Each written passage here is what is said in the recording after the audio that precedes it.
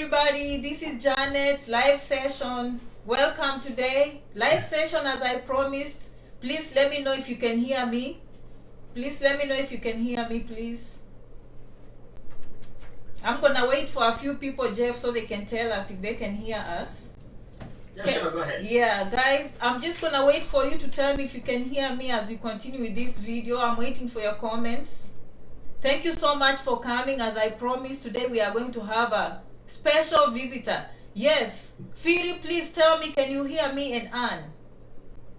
Anne, can you hear me? Please type Anne, I'm waiting on you. Or Richie. This is something new we are trying today. So if you can hear me, I'll be... Thank you so much, Richie. Okay. So Jeff, they can hear us.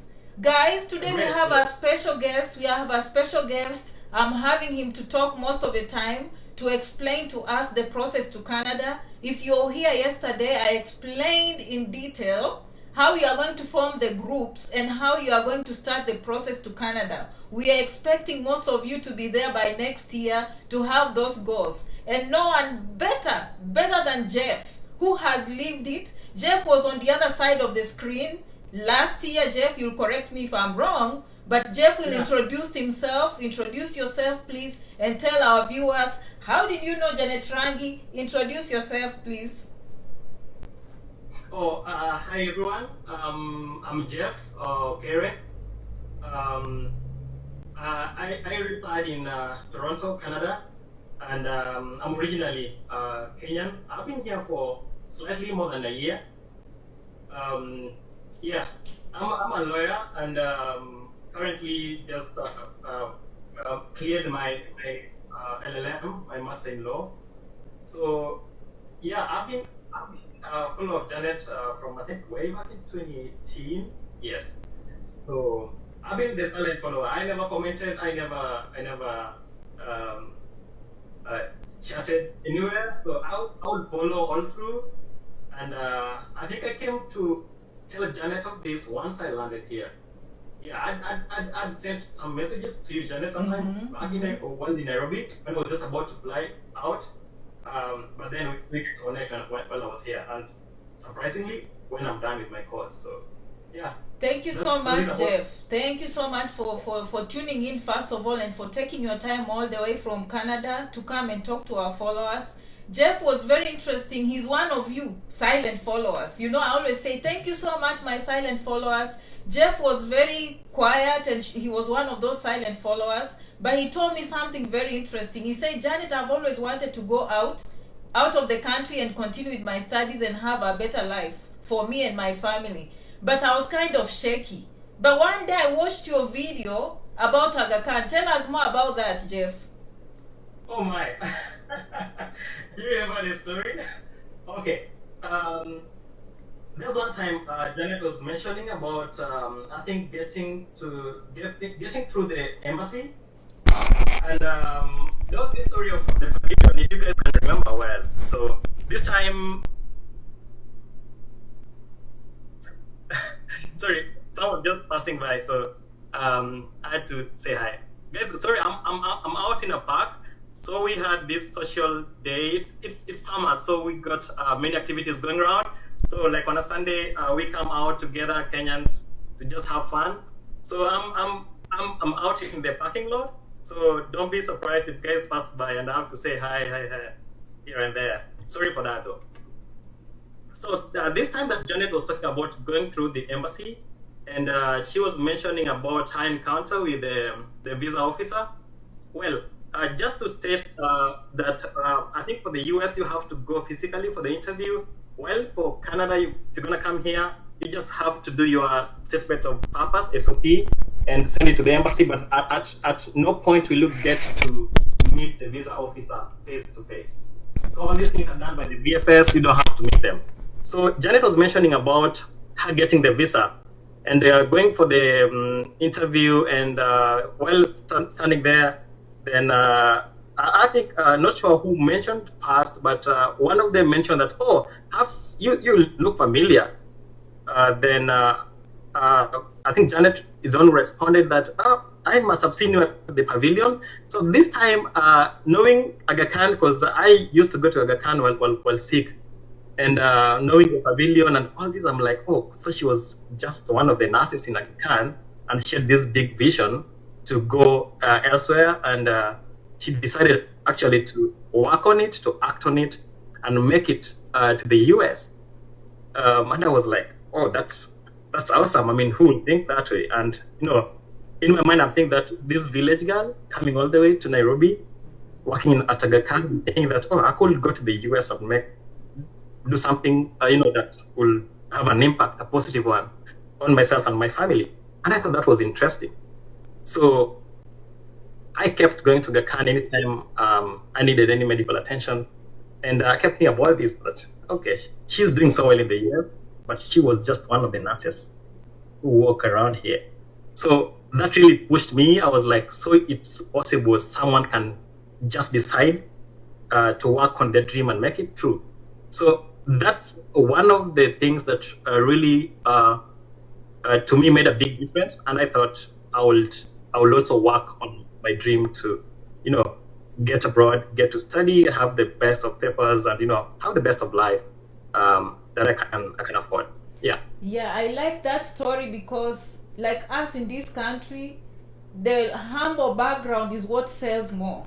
I know where we come True. from. When you say you come from a big city is a good thing, it's the opposite. Here, honestly, the more humble you are, the better for you. And so that's why I like sharing my story and telling people, you know what, I didn't even grow up in Nairobi. And it looks like when Jeff looked at the nurse, it just happened that Jeff was in Aga Khan Hospital at that time. True. And he looked at the nurse and he said, if this nurse can just decide and go to the embassy and get a visa. And Jeff told me, he heard me say, I went for English as a second language.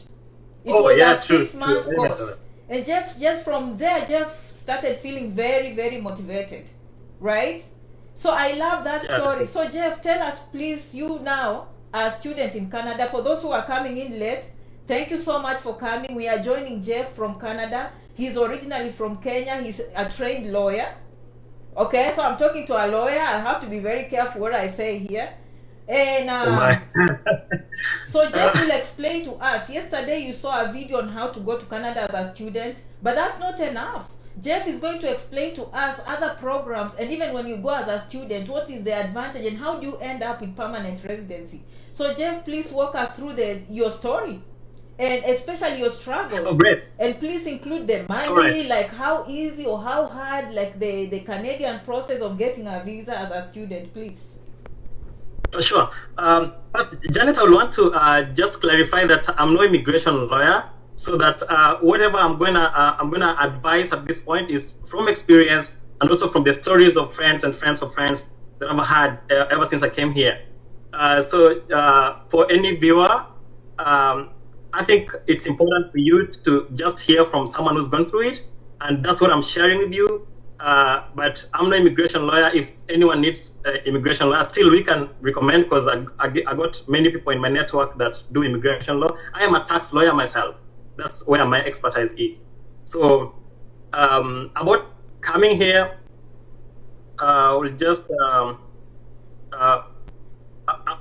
many people have reached out to me about how to get to Canada as a student. I'm gonna just consider on coming here as a student because that's what I know best. That's what I've done.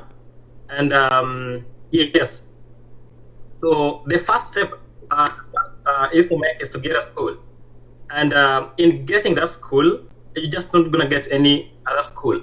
You're gonna get a DLI school, designated learning institution. So those are the schools that international students can apply to and actually be given a visa if they qualify and meet all the requirements to come and study. So the first step that someone has to make is applying and getting a school in Canada.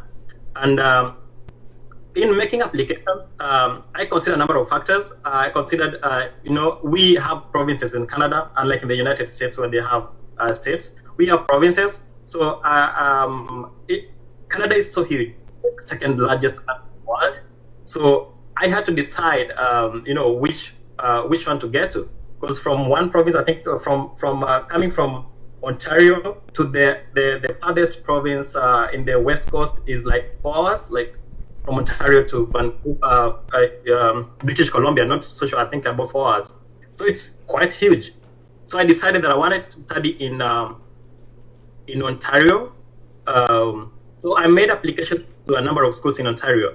But then just to widen my net, I got another school in British Columbia, another one, I think, in Nova Scotia. Yeah. So I made all these applications. I decided to make at least 4 applications, just so if one school left you out, then you'll easily get the other one. The same thing you're doing when you're getting to high school. So you have, those ones to go alliance, then you have provincials, so that if in case this one leaves you, you get to the next one. So I applied to 4 schools, and I was lucky enough to get admitted to one of the best schools, I would say, because now I am almost an alumnus, because I'm done with school, technically. So I made applications to a number of universities, got admitted, but I would love best to get to my current university in Toronto, because again, it's in the city and it's easy to connect, create networks around. And being in the city comes with so many advantages as a student, international student who's also working around to, to just keep up with every other bills. In this world, it's about bills, so you have to take care of that. Yeah, so I made applications, and for each application, I think you'll talk about between $100 and $150. So that's some investment, Okay, so you applied to 4 schools in 2 different provinces. Yeah. Which provinces are these? I applied to 2 schools in Ontario, then a school in British Columbia, then another school in Nova Scotia. Okay, so Nova Scotia, one school cost you $150, and then British Columbia, another school cost you $150, and then the other 2 you applied in. Yeah. Which province again? In Ontario, I think. Ontario. Some are $100, some are $150. Okay, so now we get the point. So that's what we are looking at. We are widening the net so we can have more chances. And which university are you in now? Because you told me you went to a very prominent school that has one of our prominent politicians. Which school is this? Yeah. I could say I studied because I'm done with school. I studied at Osgood Hall School of Law of York University. So this is one of the best law schools in the country. And just to say that our former CJ Motunga studied here, and also Miguna, also an alumnus of the very school. Okay, so he's in the school where Miguna went to. So Miguna went to your school. Yes. Sure. When you see him, invite to us so he can only tell us how he went to Canada. We don't need to know politics. We need to know how he went to Canada and became a lawyer. That's what we like on this page. We'll try that. Okay. It's possible. All right. So continue, Jeff. I just wanted people to know how much it costs and how many provinces they can consider when they are making applications. Great. Okay. Also to mention that this process is going to cost your time and your money. It's an investment because I think just whatever investment someone does, they look at the returns. So you're not going to come to Canada free, come school free. So you have to really put in your time and put in your finances. I had mentioned that, just commented sometime, I think last weekend when we were having days, I mentioned that you may listen to Janet, you may listen to everyone out there speaking about coming to Canada or coming to the US, but you must listen with a purpose. You must listen with a purpose and act on resolutions that you make to get to that, to achieve that dream. So it's not enough to listen, but you have to act. At times you may not just tell people what you're doing, like the silent listener, myself, that I just followed and ensured that I did 1, 2, 3, and decided to make it work. So it's upon you. The first step I mentioned, if you're going to come here as a student, is get a school. Forget about every other thing, but get a school. Next thing, after getting a school, is applying for the visa. But now, when you go to when you go and create a profile in Canada.ca, when and that profile for getting the visa, they have a number of requirements that they need you to meet. And I'm glad that Janet mentioned this in the video yesterday, and it was quite detailed. That was super. And this information is so free on the website. You just need to take your time and go dig into it and understand the process of getting here. So the second thing is the application for the visa. Janet, maybe you have something? Yeah. So yeah. Did they ask you English exams when you're applying to? For you, it was postgraduate, right? You went there for. Oh yeah. Okay. Did they ask you for English exams? Oh yeah. Okay. I think one of the schools asked me to prove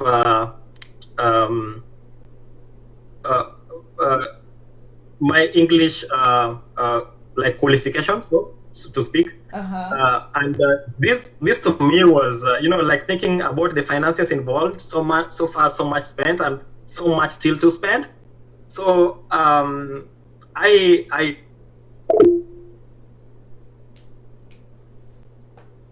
okay, don't worry, we are going to get Jeff, don't worry.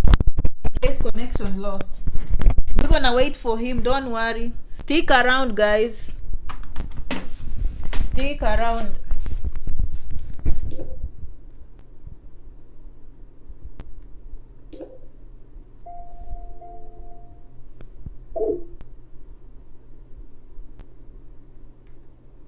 Okay, guys, if you're coming in, you are not late. We are on the phone here with Jeff. He's all the way from Canada. As you know, technology is never easy. He's explaining to us how he went to Canada. I'm gonna try and call him back. We are calling Jeff, okay? We are calling Jeff. Don't go anywhere.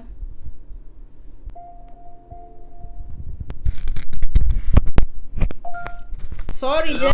We'll be in and out. Don't worry. If it goes away, I'll just call you back. I have my remote here. Okay, don't worry. No worries. Yeah. So, no worries. So you didn't have to do any. You didn't have to do any English exams. So I just had my lecturer. One of my referees just stated that the language of instruction in the school is English, and I think also with my KCSE English grade, I was able to convince them that I qualify for exemption from the English. It doesn't hurt if people have IELTS and other English exams. So basically, they asked for your diplomas from home, your certificates, your degrees. Oh yeah. And all that. So much paper. Yeah. So that is the standard. Please, you have to go on the website, choose the school, Canada.ca, find a school. That's what Jeff is saying. The first step is to get the school, and then go back to Canada.ca, and then that's how you apply for the visa. How did you apply for the visa, and how long did it take you? Everything here is done online, so it depends on how ready you are for the process, because there are a number of requirements. So that's why I say get the school first, and when you get the school, that will give you the motivation to go to the next step, because considering the investment you've made, you'll not be persuaded to take a step back. So and they always say that you'll commit more to that which you've invested. So after getting the school, I was pushed to continue with the next process, and this getting the visa. So applying for the visa, there were qualifications that you need to do, and one major one is about proof of funds that you're able to yourself while you study here. So that is a very major requirement that you have to meet in order to get through the visa process. I didn't mention that even as you look for school, you don't just look for any other school. I'd mentioned one condition of getting a designated learning institution, and there was a list that Janet showed us from the website that you can be able to tell which one is DLI and which one is not. But the other thing that I didn't mention is that when you get a school, you must get a school that is in line with what you studied for undergrad and your work experience. For example, I am a lawyer. I can't go getting school into medicine for my master. It won't make sense to the visa officer, and it won't make sense to you as well if you're the visa officer. So what you need to do is to prove career progression. It's also important when you apply for the visa. So you are a nurse who has practiced in Kenya and you want to pursue maybe a master in nursing or something related, you have to prove that, the progression that I'm a nurse, I studied this at college, also have experience of this much in this line, and I want to now have a master degree in this line or even a postgraduate certificate in this line. So that is key in applying for the visa. The career progression, you'll have to prove it, and then also you'll have to prove that of the finance, the funds to get you through in Canada. And this is very easy to tell. The first thing is that the school will give you kind of a listing of any auxiliary requirements that you'll have financially, so that you have the fee on this line, but the school will tell you that you also need this much in a year, just an estimate to get you through. So for example, if the fee Kenyan shillings say 2 million for the program, you're gonna get another 1 million for like your expenses for a year.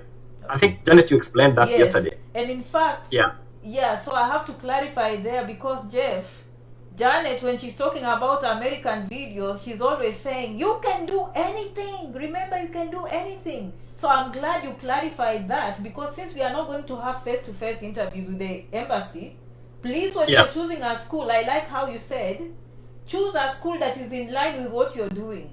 Try and stick with your career path. If you're in business, stick with business. Look for schools that are doing business. Your work experience is business. Okay, let's not take risks the way I've always said in America. You can come and explain yourself in the embassy.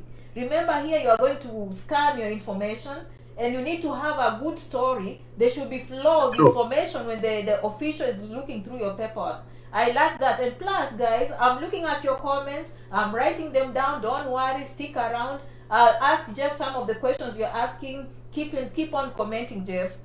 Keep on commenting, and I'll ask Jeff, okay? So, Jeff, I think I've even had a question from our lawyer. Okay. He's a lawyer in Kenya, and he wants to know how to become a lawyer in Canada. So that's, you see, so many people depend on what you're saying now. And so I think you need to continue about funding. Me, I like this thing of funding. All right. How did you do it? Like, people like to hear, Jeff, why you are a rich person in Kenya, like you are just hanging with millions, and you have money was just coming, manna from heaven, and that is how you ended up in Canada. Is that what happened to you, Jeff? We never have the money, if I would say so. No one really has the money that I remember that when I was working in Nairobi, I didn't have so much money that is just lying there that I could do anything with in a month. So I really had to budget, put all my bills here and all my savings just to ensure that everything is taken care of. So no one, not many people around me have that, that luxury of money. So I had to work towards, having enough funds to prove that I'm going to finance myself. And it's also good because Canada allows you, your immediate family, say your parent, your sibling, your spouse, to sponsor you when you come to study. So that makes it easy for you. You can have your parent, you can have your sister, your brother, even your spouse come in as your sponsors in order to come study. So it's a very important part, and you have to prove that you have the money to bank statements. And I think because you coming to a foreign land and you are away without family and stuff, so having someone also sponsoring you is important. Actually, close family, the ones I've mentioned, because that gives a fallback that in case things are not able to work, they'll come through for you. So it is important to prove that bit. Okay. So I think so if you have a job and you have some savings and you have a good relationship with the bank, and maybe you can borrow some loans and just have that bank statement. And I told them in the video yesterday that there are numbers that have been suggested by the Canadian government, and that Canada.ca, Do not Yeah. ignore that. Like, meet that requirement. You are not going to see anyone face to face. If they say they need this number of amount of money, please make sure your bank statements reflect that. As Jeff just said, that you can get your sister to co-sign, or your father or your mother, your siblings. So put all those funds together, so long as you meet that financial burden in terms of paperwork. And then moving forward, I think what Jeff is saying, that if you go to Canada, you can always have connections, and your friends will try and help you, fit in the community. Fit in the community, because, sometimes it takes a community. Sometimes it takes a community. So, Jeff, are you liking your decision in Canada? I not regretting at all. I like every bit of it. And I think it's the best decision that I ever made. Also, just to add, Janet, on the bit of finances, I believe that finances is never a hindrance in achieving one's dream. And I think that's something that we should always live. And also remember that there are days that you thought it will not work out, and it worked. For example, your parents didn't wait to have, all the money for your schooling through primary, high school, and university in order to give back to you. Because they go forward in faith, knowing that the small we get, you can be able to multiply it to take us through for tomorrow. So that for me is a very important principle that one should have. It's never a hindrance. If you have the desire, keep pushing, things will work out. Every time you get these small milestones, and you forget about those worries of yesterday, and you push on to the new worry that's gonna get you, more steps towards achieving that goal. So to me, finance is never a hindrance. And I liked what you said to me, that the problem is starting. Because once you start and you see, wow, this school is actually responding to me, and then now it pushes you to the next step, because the school will say, thank you for your application, but now we need A, B, C, D, and then you move to that step. But if the first step is, oh, I went to the tuition, and the tuition was millions of dollars, I don't think you're doing yourself a favor. Go in, fight. Go Make the step, study. Study. That is, by the way, that is the difference with the people that are here. Most of us were not millionaires, but we fight. I like your story when you mentioned about, Yes. that's super. No one has the money, like, just to dish it out to do 1, 2, 3. Yes. But you have to sacrifice for achieving that goal. Yes. And so now, your family at home, they are happy with you, or they are worried that you need to go back home because you are broke? Oh my, yeah. You are very broke now, so, they are scared you need to go back home. Oh, actually, I think as a result of my coming here, I've seen so many changes. As a student in Canada, you're allowed to work like 20 hours in a week. And I would say that being a student abroad is so demanding. You have to balance your time of work, you have to balance your time of school, and so many other activities. And even, getting just to meet other people from Africa, from Kenya, just to socialize and to get to know them more. That networking bit is also important, and it keeps your sanity, I would say so. Because we're in a community where everything's so different from what you've been used to. We know in Nairobi, we lived as a community. I will leave work in the evening and go to my sister's and even stay there till midnight and still get my way home, But I think there's some pressure that comes with living abroad away from family that you really have to keep up with. So you must be ready to push yourself to the corner in order to make things really work for you. So getting that balance of time is very fundamental in your stay as an international student in Canada, and I think in any other country abroad. Okay, so I think what you're saying is just you sometimes you have to put in the work and see the fruits of your labor. You see, some people have the mindset of yay, heaven. No, you have to look 2, 3, 4, 5 years down the road. But even now, Jeff, your family, I can tell you, is still proud of you. And once in a while, do you have problems sending $50? The good thing. I need to send $50. Do you even think about it? Wait, I think the good thing is I think the currency difference. Yes. So you really don't think about it, like they need 20,000 to do 1 to 3. Yes. You don't think much about it because I mean it's a few dollars that will go into it. Exactly. Yeah. That's the whole thing, right? And I think you can do so much home while you're here if you really focus. And for example, if you get a permanent job when you're done with school and you're doing something in your line, you can do so much because you have that the power of currency. Okay, so people are watching you from Kenya, from Doha, from Qatar. Okay, in fact, I don't know if it's the same lawyer or a different lawyer. Jeff is asking, can I be enrolled for a law course with only a certificate course or something, because that's what he's doing. I didn't understand that, because I think you have to have your degrees and all that. If you can enlighten him, so the followers feel like we are engaging them and answering their questions. On that bit of law, someone had asked about practicing law in Canada.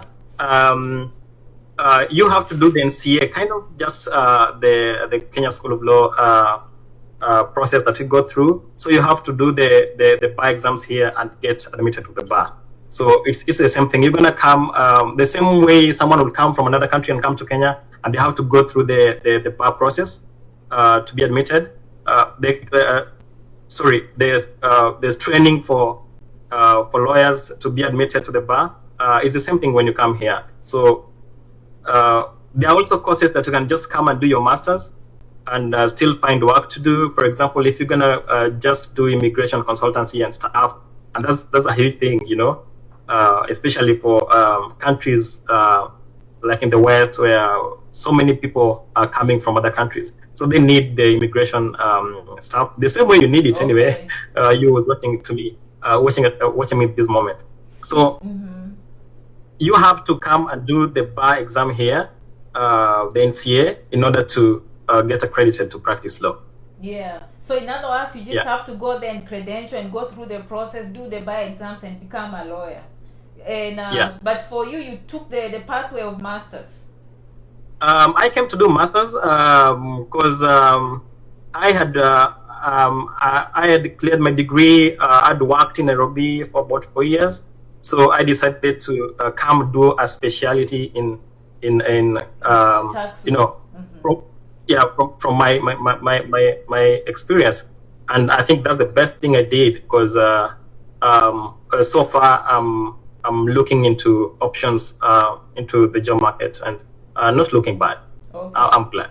And one of the parents here is asking Jeff that her daughter really wants to do masters in Canada. She started applying, but she was put off by the high cost. Do you have any advice? The high cost of studies? Yes. All right.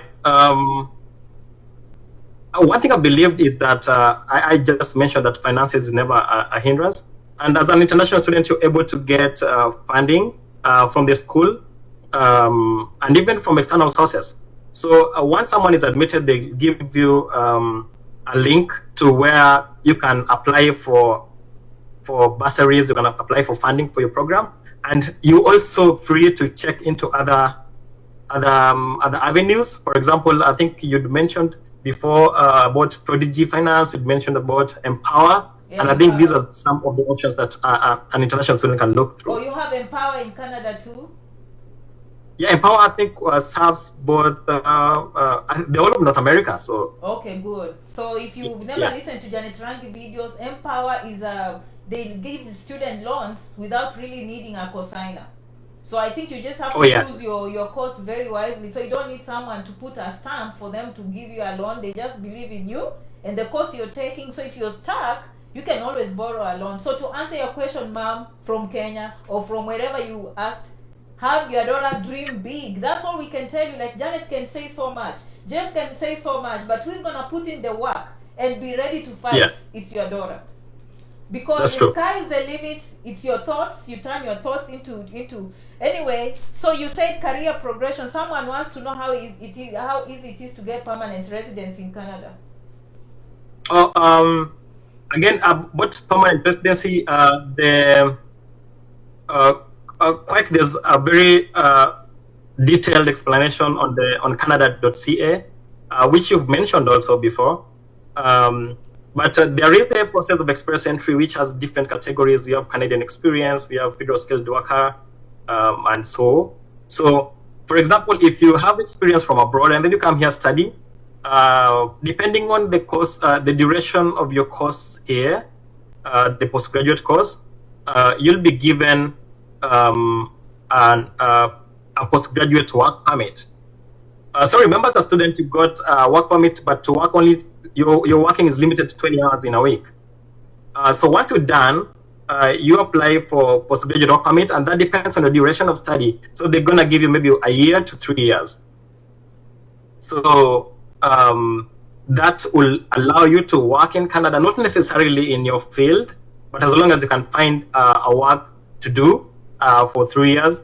And the good thing is that if you got experience from abroad, this information is available on the website on Experience Entry, so that you accumulate points based on, for example, your education, your work experience, your age,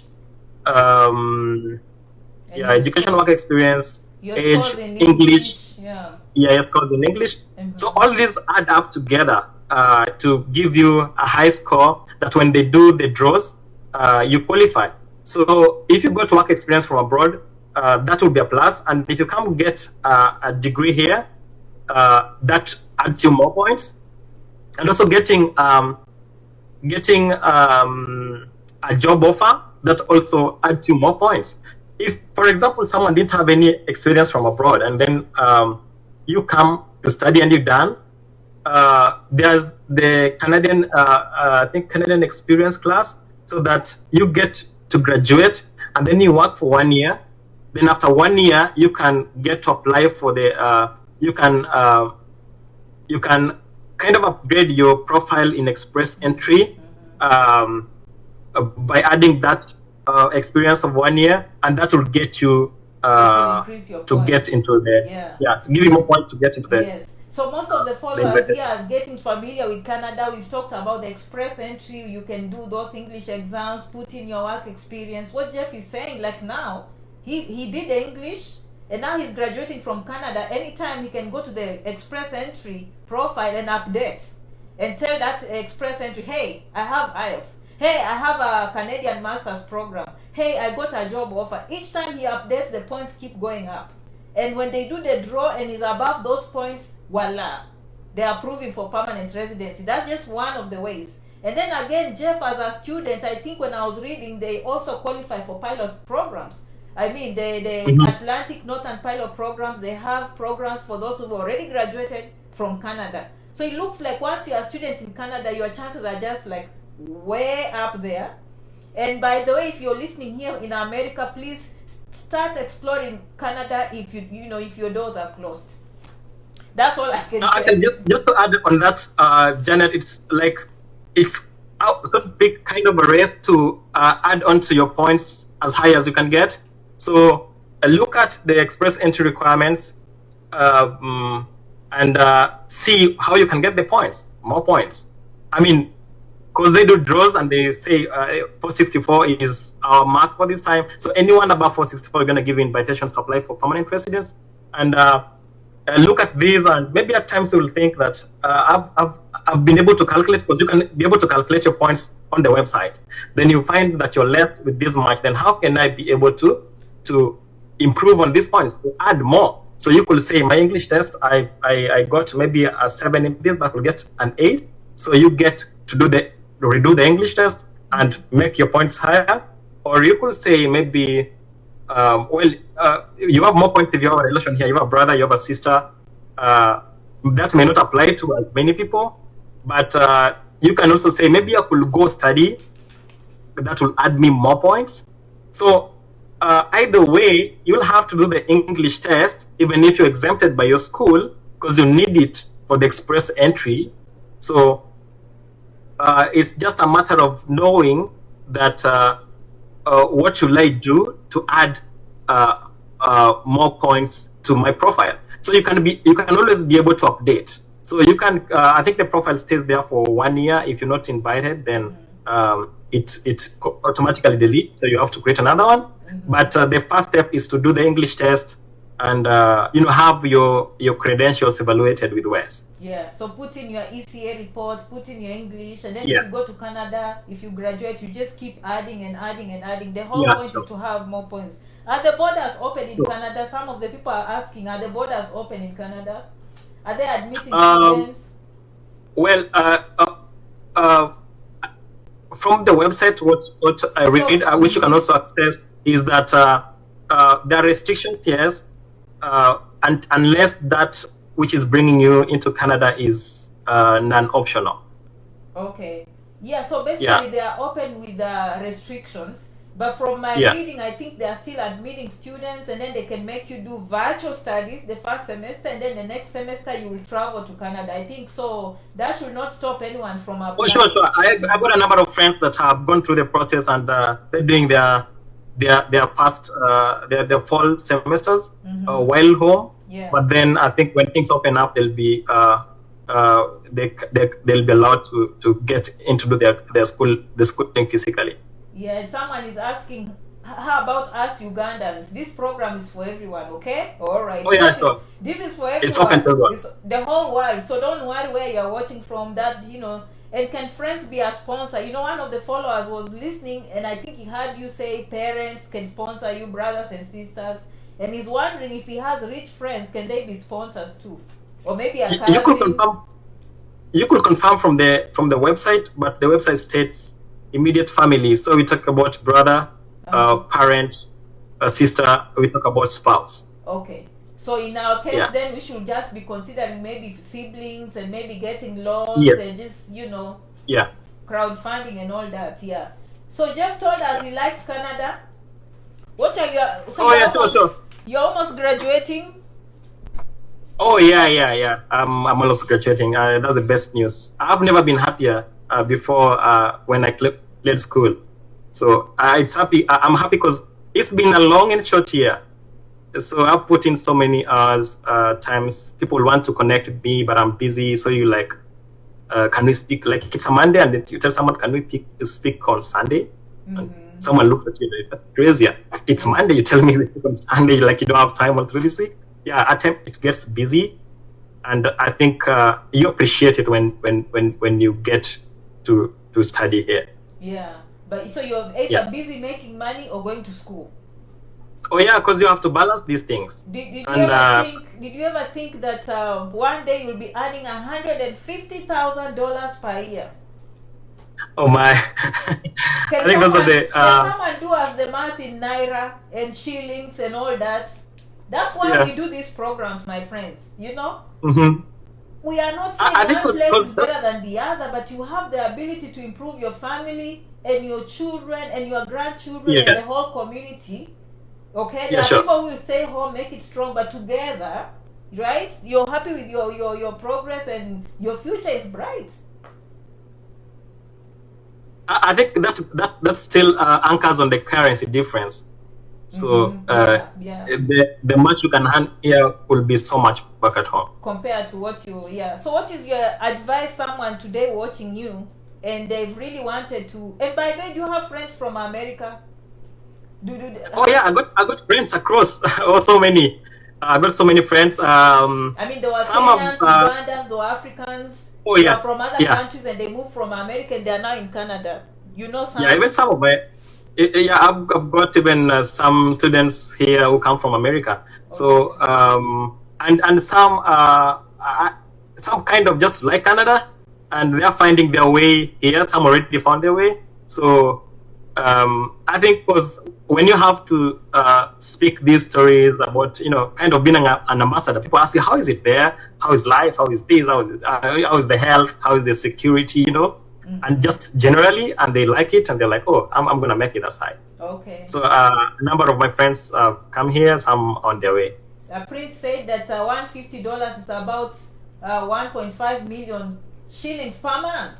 So it's worth the time. Okay, it's worth the time. And I know you can say, oh, it's more expensive to live there. You have some extra cash always. Okay. Anyway, so I'm just gonna go through the comments because I don't want people to feel left out. Yeah, sure.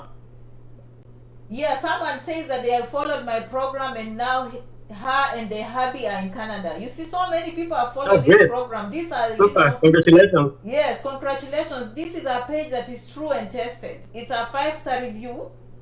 People come and listen, and the most important thing, as Jeff said, is to take action, have a strong yeah. desire, and do not have obstacles. I had someone Mhm. commenting here that she's a teacher, but she wants to do accelerated nursing. I don't know if Jeff knows a lot about nursing there, but I've talked about accelerated nursing programs in America. And it's just not nurses, it can be any career, even Jeff. Anyone, so long as you have a first degree, you can always come here, do prerequisites, which is another word for requirements, and then you can go and do a bachelor's of science in nursing in 15 months. They just compress it and they give you a bachelor of science degree in nursing. So that is. I think maybe just to mention that it's that anything is possible as long as you can work towards it. Mhm. So you can even I know people that have been in a different profession back home. They came here, did a master's in it, but they're like, oh, I feel I could pursue it, you know. Okay. And it's not a big deal as long as you qualify for it. You're able to pursue the desires of your heart. Okay.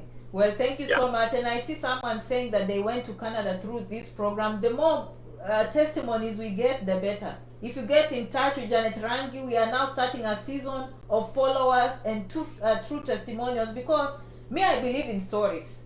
Because when you see someone else just did, Jeff, you were in Aga Khan and you looked at this nurse and said, Janet said she was here. And she went to the embassy for a 6-month course. Look at her. So we need more stories. Thank you so much for coming and sharing. Janet, you need to brief us on what's going to happen with what is currently happening at USCIS. Okay, I will do the American programs. Thank you so much for following. Someone applied for visiting visa. I don't know, to America or Canada. So those are the questions that are coming in, Jeff. All right. So what is your plan? To become a lawyer or to specialize in tax law? Like, you've done your master's. Are you planning to do the bar exams? Well, I have the plan. I think that's every lawyer's plan for now, because I've been I got experience in my field as a tax consultant. I will still proceed with it, even as I find ways into as more ways open into furthering my academics. Oh, okay. Someone is watching from Mombasa. We like you so much for coming. Yeah, so I don't know, you can have any advice for our people. Jeff, which website did you apply through? I think we talked about that.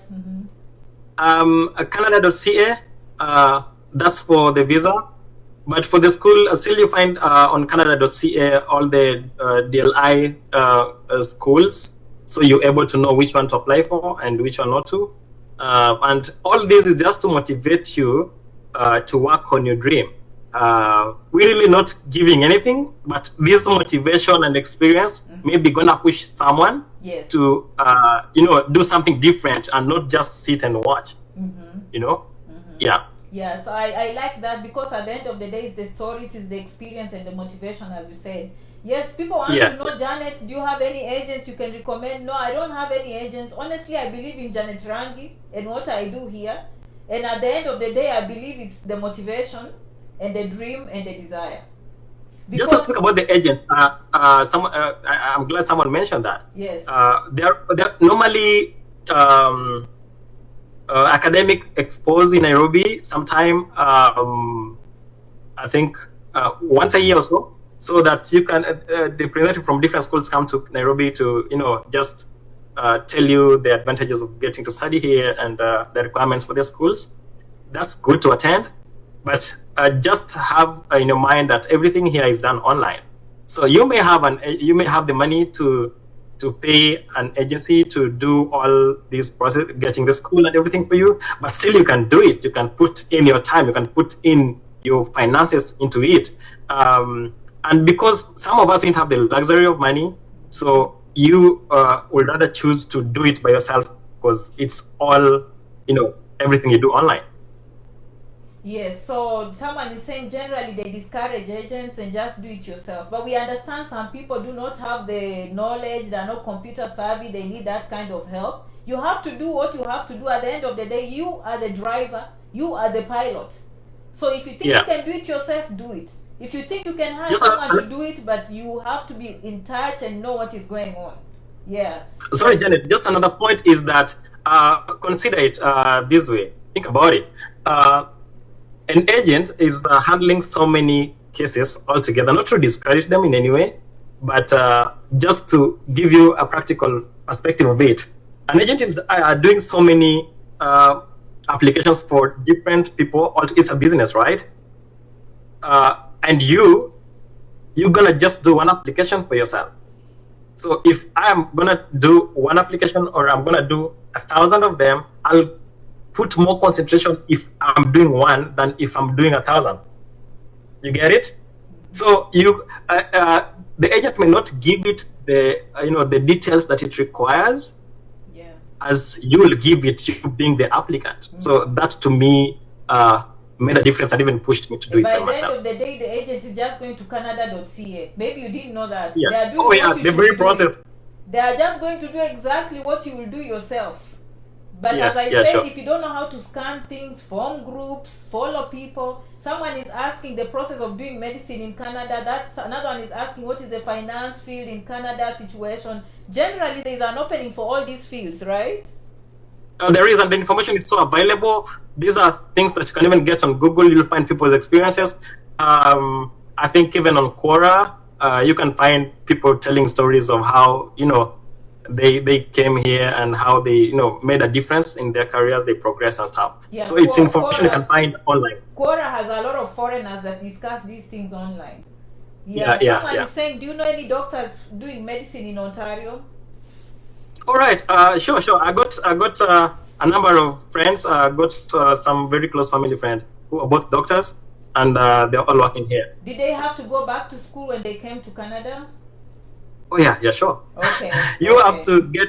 I think for every profession, even if someone were to leave and come to your country, they will have to do some certifications locally just to enable them to practice there. Okay. So I think it's a general principle. Okay, there is no age limit. I think 55. Do colleges have law courses or only universities? Oh, okay. I think I did mention that even as you look for school, I think finances being a very major factor in among many of my friends from Africa or from elsewhere in the world.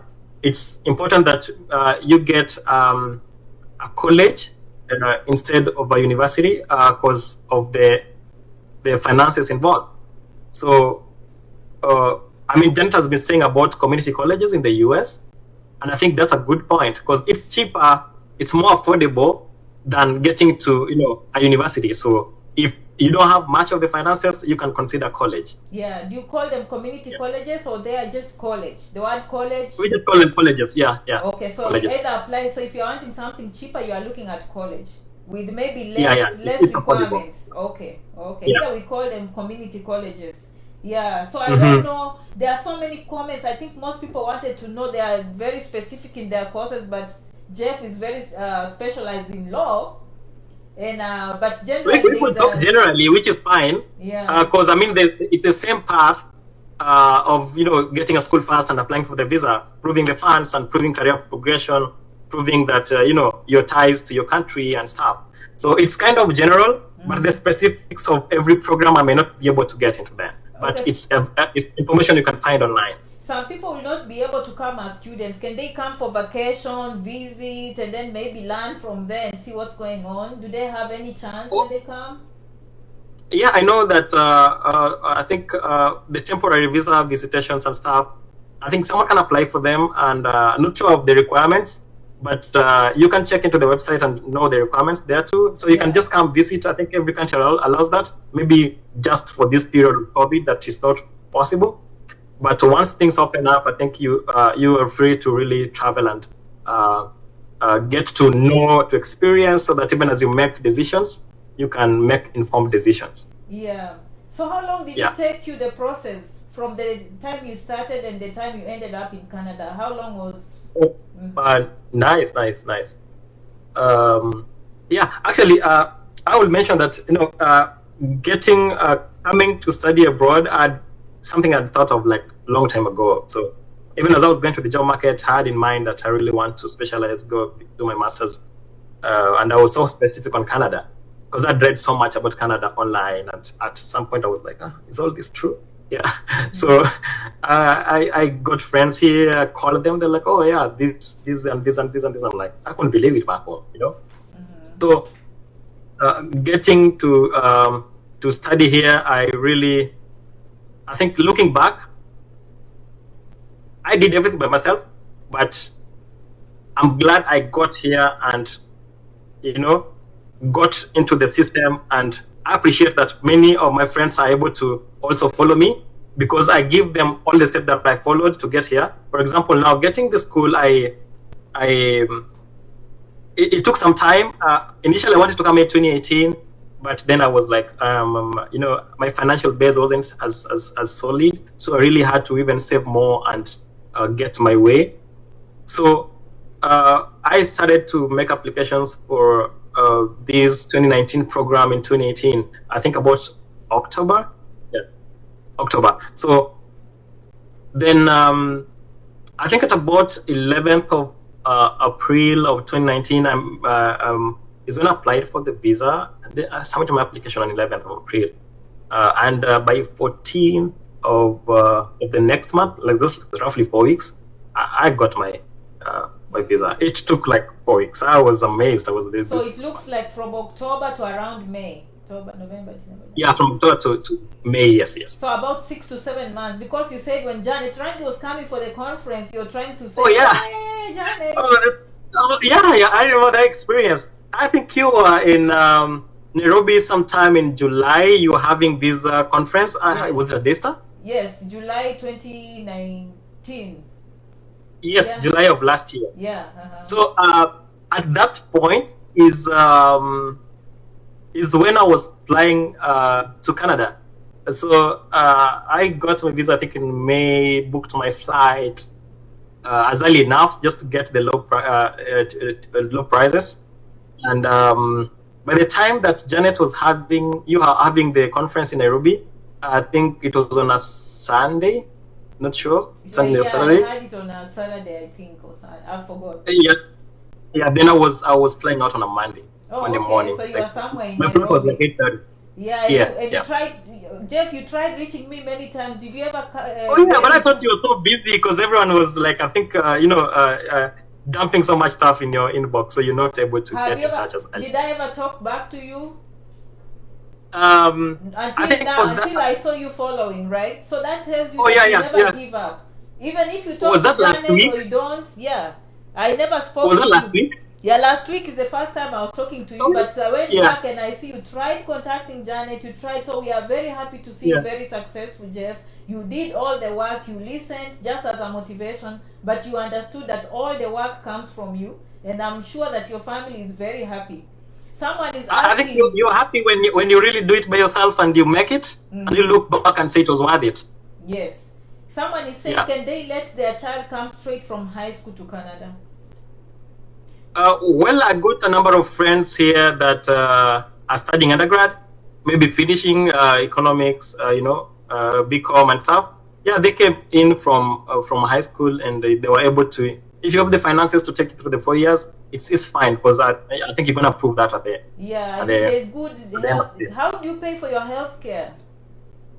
Oh, for the health care, for example, for graduate students, there is a program that takes care of your health care. So just the same thing as health insurance, you're gonna pay some bucks in a month to take care of your health care. But otherwise, for healthcare generally, permanent residents and every other person, I think it's free. So, and that question I also got from Jeff Koinando when I was in Kenya. People are, it's all about the company you get when you come here, the people you meet, and how motivated and how are they looking at their future. You just have to have a high desire to succeed.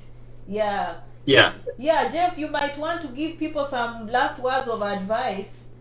I know there are so many comments. Some of them I don't know that you can answer. Some of them are, we'll keep talking in our videos. As I told you, my friends, please, next week, consider coming back. Now we'll have someone from Uganda who is in the United States, a Janet Rangi follower, and he's coming to tell us how he succeeded. And he was just like Jeff on the other side. And actually, he's very happy.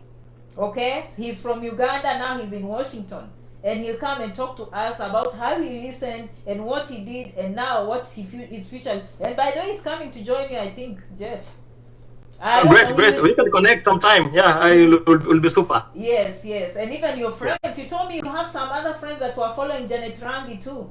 Oh, yeah. I got some other friends too. Some landed already, and some on their way. So it's kind of, people having a desire and working towards them. And now that you have people that have gone through the process and I've told you the story, it pushes you more. So, for example, and again, this visa thing takes time. So it may take 4 weeks for you. For someone, it may take 6 months, especially with COVID. A friend's process took some time, but eventually got his visa sometime. So it's different for everyone, but I think that desire to achieve it really works. Yes. So put in more effort, act on these dreams that you have, and invest in it. I mean, if you don't invest in it, it's not gonna just come through. So invest your time in it, invest your money in it. Everyone that made it this side, they invested. And I think even back home, for you to really achieve something, you have to invest in it. Yeah. So make investments. And that's why I keep pushing my friends. When you hear more stories of people that have gone through the very route, you get encouraged to proceed. If you do the first step, second step, the third step won't be a hindrance, because you'll be like, I've invested so much in the first and the second, so I'm gonna keep pushing.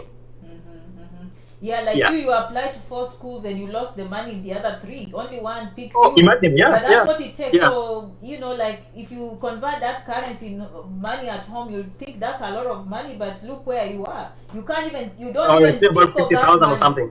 Yeah, you don't, so you sometimes it's amount of taking risk, calculated risks, but for you call and that's all about life anyway. Yeah. We take risks. Yeah, do you want to stay where you are, or you want to make a difference? And if you want to make a difference, you'll have someone is saying, Janet, please encourage our African friends or brothers to be supporting us. That's why I'm here. That's why Jeff is here. And we are going to have a lot of testimonies. And I know that is one thing I hear from my followers saying, I had this family member, they never told me anything. Thank you, Janet, for saying all this, blah, blah. Now they're all sending you here. So don't feel bad. Now even the people here in America, they're just telling, go to Janet. Those in Canada, go to Janet. So we are all working together. It's about changing our mindsets so we can be like other communities, working together and improving all of us. Okay, do you have any last words of wisdom today? Oh yeah, finally, I'm just going to reiterate what I've said. Let not your desire be hindered by the lack of money or anything. Make the first step. Things going to work out fine. I think when you do it, when you do the first step, you get more courage and the impetus to continue. And God rewards anyone who works hard. So work hard in the process. God will reward your efforts. The other thing, get to connect with people that have gone the way before you. I connect with so many people. My friends in Arizona, I got friends in Vancouver, and even got friends in the UK. So I just connected with them and really asked them the process, and how it is, and that made a lot of difference for me. The next thing, even when you make it to the side, still maintain those networks. I think one of the reasons I chose a bigger city, this Toronto is the biggest city in Canada, and the fastest growing in North America. So being here makes you network more. We have professionals, dinners, we got drink ups. So you get to attend these things in downtown, and get to interact with those many people, and that is so important for a professional. So networking, keep work towards it. Don't be afraid to invest in it if it's gonna make a difference for you. And the other thing, that if it makes you sleep, it's not gonna come through. Yes. So if it gives you sleepless nights, chances are it's gonna come through. Yeah. And Jeff, I know you're a young man and all that, but people are asking, how is childcare in Canada? When people come there, I think they're concerned. Do you have any quick idea about that? Generally, I think the government takes care of the healthcare and education. Okay. Okay. So though for a different society, it won't be like home where you live in a, you know, a big house and you have house help and stuff. Here you're gonna do things by yourself because it's expensive to hire such. Yes. I've not been there yet, but I see experiences of friends around. So the government takes care of healthcare and education, and I think those are where most of our finances go to when we work. So taking care of a child, I see my friends like you're gonna be the two of you, and someone does this, someone does the other. At times, we really have to get out that mentality of an African man. Like, you can't do that. And that's what I always say, it's culture shock. Anyone going to a new country will always go through culture shock, but just understand it's a different society. You know, you have to raise your own kids.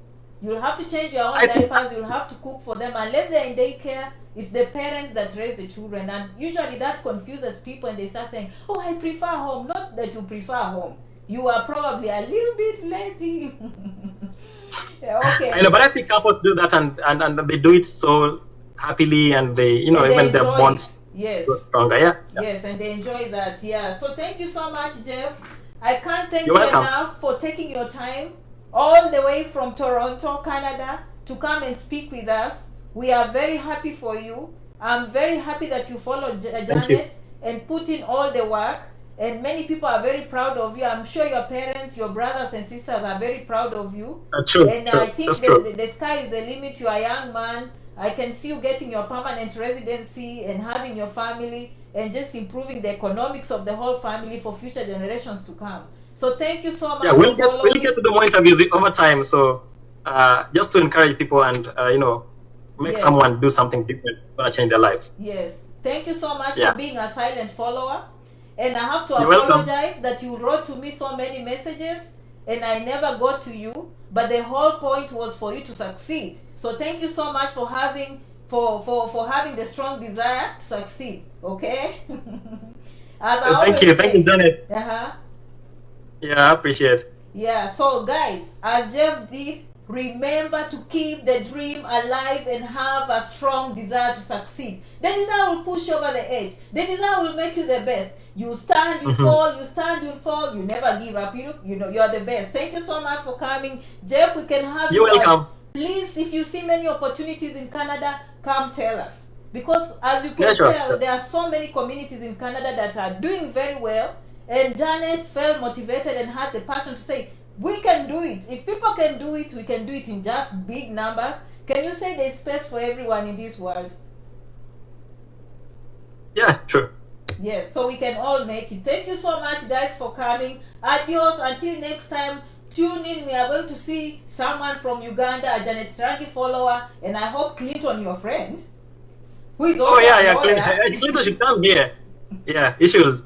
Yeah, Clinton was also the guy who's been doing in North Carolina. He traveled over the weekend. Yes, so Clinton was a lawyer like you. He is a lawyer like you. Yeah, I think he wants to do medicine now. He's in he's doing medicine right now. Yeah, he's a Janet Rangi follower. He kept the dream alive and now he's in America. Look at Clinton. I always tell them, associates, birds of the same feather. I was not surprised when you told me Clinton was your friend. Why? Because look we connected on the basis that we all got here from following you. So yes, you have one goal. You want to succeed, and you make it happen. So thank you. Keep tuning in. And if you are one of Janet Rangi followers, feel free to leave the comments. We love to have you. Your stories really help. Thank you so much, guys. We'll see you next time. Okay? You're welcome. Adios. Bye bye.